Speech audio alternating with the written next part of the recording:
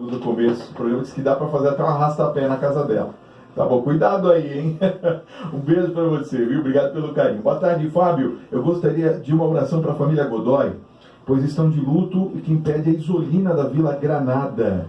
Tá certo? Um grande abraço para você, viu? Fábio, boa tarde. Hoje eu peço oração por toda a minha família, amigos, em especial por Mônica Soares Jimenez, por toda a família dela. Daqui a pouquinho nós vamos colocar em oração. E a Vandeléia Leiva está colocando aqui os nomes, todos em oração. Já já nós vamos colocar para você, tá bom, Vandeléia? Do Manda Aqui. Estamos recebendo aqui no estúdio o Rodrigo Buoro, falando sobre depressão na infância. Boa tarde, Rodrigo, tudo bem? Boa tarde, Fábio, tudo bem e você? Tudo bem. Pois é, infância e depressão, qual é a relação onde que a gente começa a perceber que a criança pode estar depressiva, hein, Rodrigo? Na realidade, quando nós falamos em depressão, algum distúrbio psicológico, no caso, afeta mais ou menos 20% da nossa população infantil. Desses 20%, uns 2 a 3% já é depressão. Então, a partir do momento que a criança começa a vivenciar algum trauma e ela não sabe lidar com isso, aí já começa a aparecer os sintomas depressivos.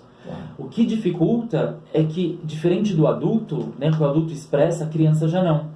Então, os pais têm um papel fundamental para ver qualquer tipo de anormalidade no comportamento infantil. Por exemplo, qual seria uma ideia de que a criança pode estar depressiva? Dentre elas, principalmente agressividade e irritabilidade é um dos motivos que levam a chamar a atenção.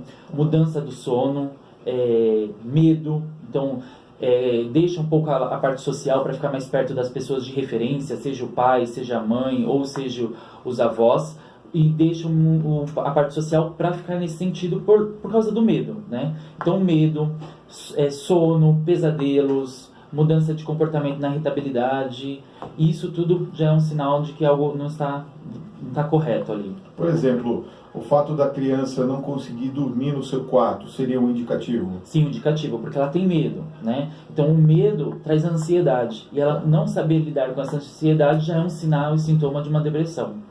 Então ela necessita da presença de alguém que lhe traga o suporte que ela não está tendo. O grande problema é o que? Como a criança está em fase de desenvolvimento, ela pode entender que o quadro depressivo faz parte do seu desenvolvimento. E não como uma patologia. E aí ela tenta vivenciar com isso, trabalhar com isso da melhor forma possível, como se fosse parte dela. E na realidade não é. Quer dizer, ela não sabe lidar direito com aquela situação. Qual seria o primeiro passo, por exemplo, para um pai ou uma mãe que identifica essa anomalia? Olha, eu estou vendo que meu filho está com medo, está sentindo dificuldades nesse sentido todo que você falou. Qual seria o primeiro passo? O que ele tem que fazer por primeiro? Primeiro passo, dependendo da idade da criança, conversar com a criança, ver o que está incomodando, o que não está, qual é a rotina que mudou. Dentro da casa, mudou alguma rotina? Teve separação? Ela mudou de escola? Teve uma perda, um luto, alguma coisa assim que levasse a mudar o comportamento. A partir do momento que tem essa avaliação, aí sim, opa, tem alguma coisa errada realmente, vamos procurar o auxílio de uma equipe médica ou de uma equipe de saúde. Quanto antes, melhor, porque aí não precisa entrar com medicamento, não precisa nada, a psicoterapia consegue dar um grande suporte. O grande problema também é que quando nós falamos de criança, uma grande porcentagem pode vir genético. Então, sim, uma causa efetiva, né? E sim, uma parte genética que nós também temos que estar observando. Então, no caso, por exemplo, de uma hereditariedade, seria isso? Sim. Qual seria a maneira melhor de se tratar? É só com tratamento médico? Não. A psicoterapia ajuda bastante a inserir esse indivíduo no contexto social da melhor forma possível e trabalhar com as suas limitações ou dificuldades que possam apresentar na sua qualidade de vida. Mas, dependendo do grau, aí sim eu preciso de um auxílio maior, que aí pode ser com efeitos medicamentosos, que aí o médico estaria prescrevendo, no caso psiquiatra. Vamos dizer, no caso das pessoas que já têm identificado isso até por situações de isolamento na escola, né, que a gente vê muitas vezes pessoas que têm isolamento e as crianças se isolam na escola, não têm amiguinhos ou ficam muito tempo isolados e tal. E você fala, pô, você não tem amiguinho na escola? Você vê que a criança está bem arredia. Nesse caso, por exemplo, a gente classificaria que é grave o caso de depressão ou ainda está no início? Ainda está no início, porque não podemos entender só um sintoma isolado, né? Nós precisamos ver mais sinais e sintomas do contexto geral. Tá. Quando nós falamos de escola, é mais complicado porque tem o bullying. Então, bullying pode gerar a depressão, como a depressão pode gerar o bullying, né? Então, eu posso ter bullying e acabar me isolando no momento da escola, como pode ser ao contrário. Eu sou depressivo, eu me isolo e aí eu acabo tendo bullying por causa disso. Então, também precisa entender esse contexto. Tá. No caso, por exemplo, de crianças que sofrem como fala, alteração muito brusca de humor, né? Eu vejo que, por exemplo, tem mães que reclamam muito, falam, mas isso é da idade. Tem uma idade específica que acontece essa mudança de humor de verdade, ou isso já é um indício de depressão? Na realidade, é assim, existe a hiperatividade, que as pessoas confundem muito. Então, uma coisa é a pessoa ser hiperativa, né? Tanto fisicamente como mentalmente. E outra coisa é a criança não ter um foco, né, não conseguir prestar atenção em algo, mas não por causa da hiperatividade, e sim por causa de uma tristeza. Né? Então, eu posso mudar de humor constantemente e chegar no final do dia, por exemplo, de manhã eu estou ruim, mas no final do dia eu estou bem porque eu consegui fazer as atividades dentro da escola, tive amiguinhos novos, quer dizer, uma mudança de humor compatível com aquele momento que eu estou vivenciando. Ao contrário de uma criança depressiva, porque aí no caso ela vai ter a mudança de humor, mas ela não vai estar alegre, né? Ela vai estar vivenciando aquilo que está no contexto geral. A decepção pode ser um start para uma depressão? Sim, frustração, decepção, separação, perdas, tudo isso. Por isso que os pais têm assim, um papel fundamental em relação a isso. Olha, temos algumas participações chegando aqui. A Gorete da Casa Verde, um beijo, Gorete. Ela diz assim, boa tarde, Fábio Parpinelli, equipe ouvintes, uma linda homenagem aos sertanejos Tunico Tinoco, moreninha linda, e ela tem uma opinião sobre a questão de crianças que sofrem de depressão. Ela diz que criança também sofre de depressão. Amigo dos meus filhos, quando pequenos, perderam a avó, aquilo que você está falando sobre a perda, né? E teve que fazer, inclusive, um acompanhamento psicológico. Graças a Deus estão ótimos. Ela está mandando um abraço e pedindo orações para a dona Osmari. Olha, também tem aqui uma pergunta, Rodrigo, da Madalena Jardim Tremembé. Ela pergunta a partir de que idade nós podemos notar a depressão nas crianças? Não tem uma idade específica, né? A partir do momento que ela tem uma rotina pré-estabelecida e por algum motivo tem uma falha nessa rotina, né? Então, tem crianças que começam na creche muito cedo, ou tem outras que só vão para o ensino depois de uma certa idade. Então, a partir do momento que eu conseguir constatar alguma alteração naquela minha rotina, já é um alerta, independente da idade. Porque os traumas podem vir em qualquer idade, né? Então, ela pode estar trabalhando, despertando em várias situações.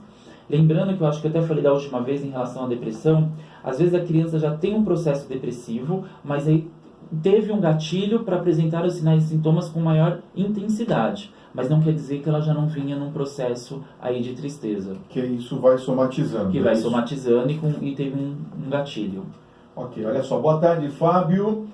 A Juliana de Pirituba está participando. Ela pergunta o seguinte: pode acontecer dos pais estarem passando por problemas e a criança perceber e responder agressivamente na escola, como bater, morder e gritar? Sim, na realidade a criança vai transportar para fora aquilo que ela está vivenciando. Então, se ela vê muita agressividade dentro de casa, os pais brigando constantemente, para ela, dependendo da sua fase de desenvolvimento, é normal. Então, ela vai levar isso para a escola. E não vai ser de uma forma agressiva que ela vai falar, estou fazendo algo de errado. É por exemplo que ela está tendo e ela está vivenciando no dia a dia dela. Seria, por exemplo, para chamar atenção ou não? Não necessariamente para chamar atenção. Às vezes, para ser notada, pode ser, digamos assim. Né? Às vezes, os pais estão tão intertidos entre eles que esquece que tem uma criança ali. E ela precisa de atenção, ela precisa de um direcionamento. E aí ela vai usar várias artimanhas para poder conseguir essa atenção que ela precisa. Entendi. Aproveitando a pergunta da Juliana de Pirituba, eu pergunto também com relação a problemas financeiros, que a gente sabe que muitas famílias estão passando nesse momento de crise com problemas financeiros.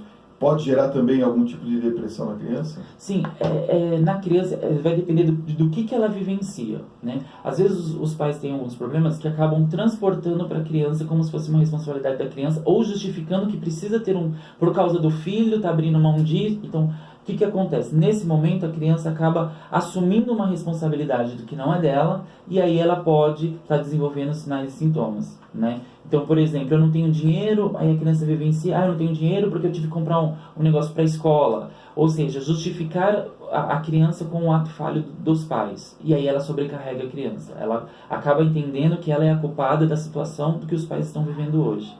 Ou, por exemplo, vamos supor, a gente sabe que na escola não tem muito controle da família. E aí você vê, por exemplo, a criança ela chega com vários desejos de coisas que ela viu na escola, porque muitos pais têm condições de comprar determinados produtos, um celular melhor, um tablet, alguma coisa do gênero, principalmente eletrônicos, né? Mas vamos dizer assim, alguma coisa melhor, material escolar melhor. E aí a criança volta um pouco estressada com relação a isso, fala, por que ele pode ter e eu não posso ter? Isso também pode ser um start? Pode, porque ela, na realidade na escola ela vai criar expectativas, que vai criar uma motivação. E aí por algum motivo essa motivação não foi atendida e acaba criando a frustração. Mas quando nós falamos assim de escola e pais, o que aumenta um pouquinho a ansiedade da criança, que acaba levando à depressão, é esse acúmulo de tarefas que as crianças estão tendo hoje em dia. Então, são escolas com altos índices de disciplinas diferentes, aí à tarde tem inglês, depois tem uma atividade, ou seja, ela está tendo tantas atividades no decorrer do dia que ela não consegue parar e vivenciar o momento. E aí também deixa de ter a vida social com os pais, o momento de estar com os pais, isso e aquilo, porque tem horário para fazer a lição, tem horário de uma atividade extracurricular e assim por diante. Eu não estou dizendo que isso não é importante, é muito importante, mas saber dosar também é de grande importância, para não acarretar problemas depois, porque aí ele lidar com frustrações, né?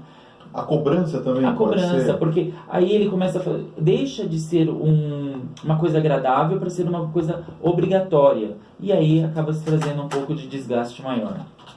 Eu estou escrevendo aqui qual é o seu nome. Quando você for escrever uma mensagem, por favor, coloque o seu nome aqui, porque não vem no WhatsApp o seu nome. Boa tarde, Fábio. Eu sou a Vera e a minha neta tem 11 anos. Ela é mal-humorada desde pequena. Eu nunca vi a minha neta dando gargalhadas e nem cantando alguma música. É um sinal de que ela está depressiva? É um sinal que leva a crer para nós estarmos investigando um pouquinho, né? Porque, como eu falei, como a criança, dependendo do momento que ela vivencia uma tristeza, ela pode trazer para si isso como um ponto de referência. Então ela vai entender que para ela não cabe alegria, não cabe o momento de sorrir, se divertir, e se torna normal, acaba englobando dentro da sua personalidade. Então é um indício que de repente poderia estar analisando dessa forma. Por quê? Porque se ela não está sorrindo, se ela não está gargalhando, é porque ela não está se sentindo à vontade dentro do meio que ela está.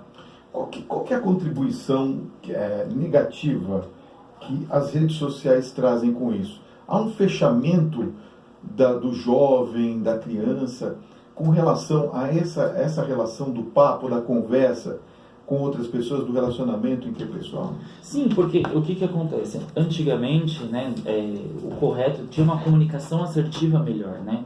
Hoje, tudo que nós vamos fazer é uma comunicação. A partir do momento que nós substituímos por redes sociais, essa comunicação deixa de ser efetiva. Eu não tenho trocas de experiências presenciais, né? Eu não vivencio expressões, entre outros. Se torna tudo muito virtual. E as redes sociais têm um lado positivo e um negativo, né? Tanto eu posso vivenciar aquilo que as pessoas estão postando de uma forma... por que eu não posso, né? Ou por que ele pode, como eu também gosto de postar as minhas coisas para falar assim, olha, eu fui, eu preciso, me olhem aqui, entre outros. Um dos indícios também que alguma coisa pode estar errado perto da adolescência é quando nesses perfis de redes sociais a criança troca muito a foto de perfil, constantemente. Isso já é um indício de que existe algum problema com a sua aparência, personalidade. Então, ela precisa ser aceita e por esse motivo de ser aceita, ela vai trocando as fotos, porque aí vai ter várias curtidas, vai ter vários comentários, entre outros. Olha, eu preciso fazer uma pausa agora, mas daqui a pouquinho eu quero fazer uma pergunta, se você me permitir, sim, sobre a questão da Baleia Azul, esse aplicativo macabro que a gente ficou sabendo recentemente sobre esses casos. Pode ser? Pode, claro. Daqui a pouquinho o nosso querido especialista Rodrigo Boro vai falar sobre a baleia azul. Já avisa todo mundo aí para ligar no rádio. Nós vamos falar sobre esse assunto daqui a pouquinho. Mas deixa eu falar de coisa boa. Eu quero falar para